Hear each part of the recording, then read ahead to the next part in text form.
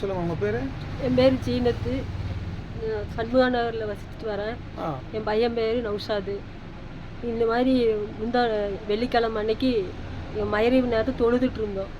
நாங்கள் நோன்பு வச்சுருக்கோம். தொழுகிற டைமில் தொழுகு முடிஞ்சோன்னா என் பையன் வந்து கதவை தட்டியிருக்காங்க. பிஜேபின்னு கூட்டங்க பிரச்சாரத்துக்கு வந்திருக்காங்க.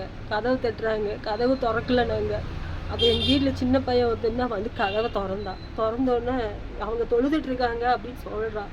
சொல்லி கேட்காம மறுபடியும் ஜெய் ஸ்ரீராம் சொல்லி அவங்க இது பண்ணுறாங்க. அவங்க கதை வளர்த்து அது நாங்கள் தொழுகைக்கு முடிஞ்சோன்னா பக்கத்தில் இருந்து ஒரு பக்கத்து வீட்டுக்காரங்க ஓடி வந்து உங்கள் பையனை இந்த மாதிரி அடிச்சிட்ருக்காங்க வாங்க அப்படின்னு சொல்லி கூப்பிட்றாங்க. என் தொழுகையை நான் முடிக்குங்க என் பையன் பெரியவன் ஓடி போய் பார்க்க போகிறான். போனேன் என் பையனை போட்டு 10-30 பேர் போட்டு அடிச்சிருக்கிறாங்க. வந்தவங்க எல்லாருமே அடிச்சிட்டாங்க. என் பையனை அடிச்சும் போட்டு என் பையனை வந்து ரிமாண்டும் பண்ணாங்க. போலீஸ் வந்து பிடிச்சிட்டும் போயிட்டாங்க.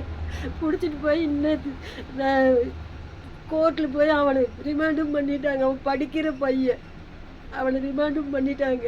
இந்த தமிழ்நாடு முதலமைச்சர் வந்து எங்களுக்கு வந்து முஸ்லீம்களுக்கு பாதுகாப்புன்னு வடநாட்டில் தான் இந்த மாதிரி நடந்துட்டு இருந்துச்சு பிஜேபியினால்.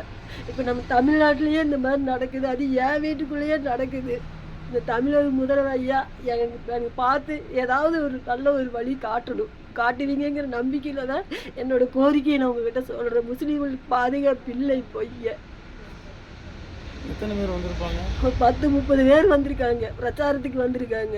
வந்த இடத்துல எங்களை இந்த மாதிரி ஒரு தாக்குதல் அவங்க பண்ணுறாங்க.